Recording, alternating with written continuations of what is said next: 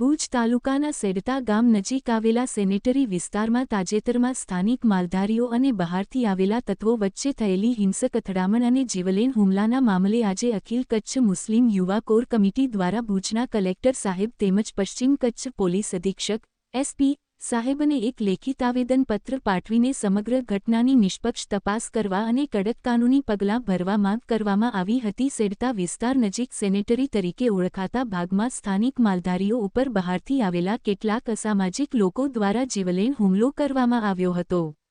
આ હિંસક ઘટનામાં એક વ્યક્તિને ગંભીર ઈજાઓ પહોંચતા વધુ સારવાર માટે અમદાવાદ ખાતેની હોસ્પિટલમાં ખસેડવામાં આવ્યા છે। આ બનાવ અંગે હાલ બંને પક્ષો તરફથી સામસામે ફરિયાદો નોંધાવવામાં આવી છે, જેના કારણે સ્થાનિક માલધારી પરિવારો અને બહારના લોકો વચ્ચે ભારે તણાવપૂર્ણ પરિસ્થિતિ સર્જાઈ છે। આરોપીઓની નાગરિકતા અને દસ્તાવેજોની તપાસ કરવા માંગ કમિટી દ્વારા રજૂ કરાયેલા આવેદનપત્રમાં એક ચોંકાવનારો મુદ્દો ઉઠાવવામાં આવ્યો છે। સ્થાનિક સ્તરેથી મળતી માહિતી મુજબ આ અથડામણમાં સંડોવાયેલા કેટલાક લોકો મૂળ પાકિસ્તાનથી હિજરત કરીને ભારતમાં આવેલા હોવાનું જાણવા મળ્યું છે। આ ઉપરાંત કેટલાક લોકો કચ્છ જિલ્લાના મૂળ રહેવાસી ન હોવા છતાં અન્ય વિસ્તારના સરનામા દર્શાવીને હાલ સેડતા નજીકના સેનેટરી વિસ્તારમાં વસવાટ કરી રહ્યા છે। કચ્છ એક સરહદી જિલ્લો હોવાથી અહીંની સુરક્ષા, કાયદો વ્યવસ્થા અને સામાજિક શાંતિ જળવાઈ રહે તે અત્યંત જરૂરી છે।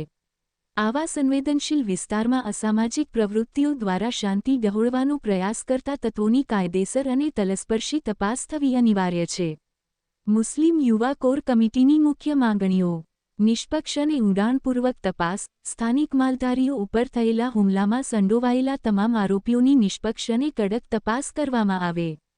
નાગરિકતા અને દસ્તાવેજોની ચકાસણી, આરોપીઓનું મૂળ રહેઠાણ, તેમની ભારતીય નાગરિકતા, કાયદેસરના દસ્તાવેજો તથા હાલના વસવાટ અંગેની સંપૂર્ણ વિગતો તપાસવામાં આવે। જો કોઈ વ્યક્તિ સરકાર દ્વારા નિર્ધારિત નિયમો વિરુદ્ધ ગેરકાયદેસર રીતે વસવાટ કરતી હોવાનું બહાર આવે તો તેમની સામે કડક કાનૂની કાર્યવાહી થાય। આ ઘટનામાં સંડોવાયેલા બહારના લોકોને આશ્રય આપનાર સ્થાનિક વ્યક્તિઓની પણ તલસ્પર્શી તપાસ કરવામાં આવે। આ હુમલામાં એક વ્યક્તિને ગંભીર ઈજા થઈ હોવા છતાં માનકુવા પોલીસ દ્વારા હજુ સુધી હત્યાના કોશિશ અટેમ્પ્ટ ટુ મર્ડર સંબંધિત યોગ્ય કલમો લગાવવામાં આવી નથી। આથી આરોપીઓ સામે હત્યાની કોશિશ સહિતની કડક કલમો ઉમેરવામાં આવે। ભવિષ્યમાં ગ્રામ્ય વિસ્તારોમાં શાંતિ અને કાયદો વ્યવસ્થા જળવાઈ રહે તે માટે પોલીસ તંત્ર દ્વારા જરૂરી કડક પગલાં લેવામાં આવે તેવી માંગ।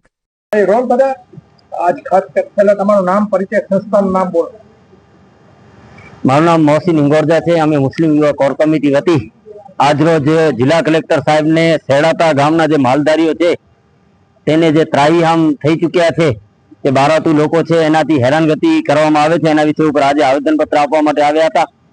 આ બનાવની સંપૂર્ણ હકીકત એવી છે કે ટૂંક સમય પહેલા જ સેડાતા ગામમાં બે પક્ષો વચ્ચે અથડામણ થઈ હતી। જે અથડામણમાં પાછળથી જાણવા મળેલ કે જે માણસ સામેવાળા પક્ષવાળા છે એ સામેવાળા પક્ષમાં હકીકતના પાકિસ્તાની છે અને તેમનું મૂળ હાલે તેઓ રાજસ્થાનથી કચ્છ આવેલ છે અને ત્યાં જમીન દબાવી અને રહેઠાણ કરી રહ્યા છે અને સ્થાનિક લોકો સાથે ઝઘડા કરી રહ્યા છે। અને આપણે આ મેટરને હકીકતમાં ટૂંકમાં સમજાવવા જઈએ તેવો છે કે સ્થાનિક ભારતીયોને પાકિસ્તાન લોકો મારી રહ્યા છે, પાકિસ્તાનના લોકો, અને વહીવટતંત્ર ચૂપ છે એટલા સુધી કે આ જે છેડાતા લોકો છે એમાંથી એક માણસ તો એટલી ગંભીર ઈજા થઈ તેમને અમદાવાદ લઈ જવા પડ્યો। તેમ છતાં આમાં જે જૂની કલમ 307 છે જીવ લેવાની કોશિશ કરવાની એ પણ પોલીસે લગાવી નથી।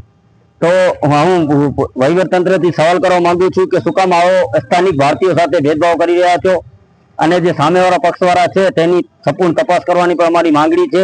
એ લોકોના ડોક્યુમેન્ટ ચેક કરવામાં આવે કે ક્યાં ક્યાંના છે અને કેવી કેવી રીતે આવ્યા છે, ઘૂસપેઠ કરી સામેવાળાએ પણ ફરિયાદ નોંધાવી છે।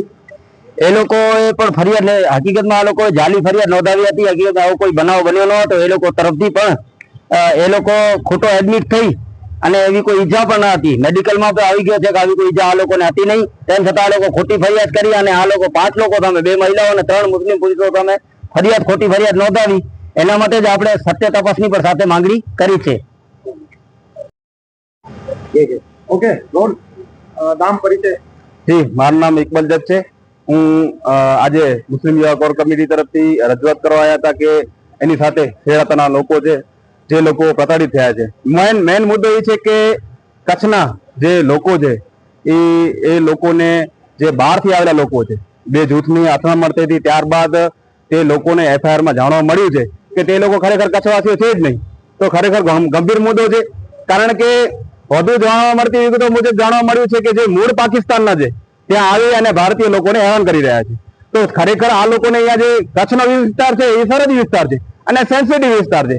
તો અગાઉ પણ નેશનાલિટી મળેલી કે ન મળેલી તે બીજો પ્રશ્ન છે.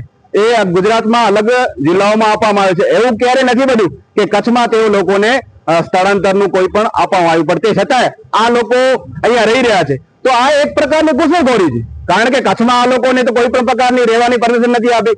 તો કેવી રીતના રહી રહ્યા છે? કે આ મિશન, કોઈ એવું મિશન તો નથી ચલાવી રહ્યા ને, એ પણ તપાસનો વિષય છે. કારણ કે આ લોકોને નેશનાલિટી મળેલી છે કે નથી મળેલી એ બાદનો વિષય છે. તો ક્યાં મળેલી છે અને જમીન કોને ફાળવી, અને અહીંયા આવીને મૂળ ભારતીયો જે છે, મૂળ ભારતીયોને આ પાકિસ્તાન વાળા લોકોએ હેરાન કરી રહ્યા છે. અને અગાઉ પણ જાણવા મળતી વિગતો મુજબ અગાઉ પણ એક ગામમાં હતા, ત્યાં પણ તે લોકોએ મારઝૂડ કરી હતી અને ત્યારબાદ ત્યાંથી સ્થળાંતર કરી અહીંયા આવેલા છે. તો આ લોકો છે એનું હિસ્ટ્રી ચેકઅપ કરવા જઈએ તો એક માથાભારે શખ્સોમાં આવે છે. તો આવા લોકો જે બહારથી આવેલા લોકો છે તે લોકો અહીંયા કચ્છનું વાતાવરણ ખરાબ કરી રહ્યા છે. અમારી માંગણી એ છે કે તેવા લોકો ઉપર સખત કાર્યવાહી કરવામાં આવે અને જ્યાં પણ હોય ત્યાં મૂકી દેવામાં આવે.